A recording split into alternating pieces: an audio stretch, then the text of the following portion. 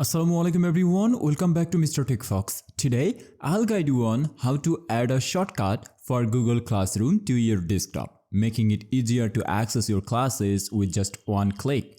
If you find this tutorial helpful, please consider subscribing for more tech advice. Alright, first of all, open your browser and here I'm gonna open the Google Chrome browser, and after then you have to type on the address bar classroom.google.com.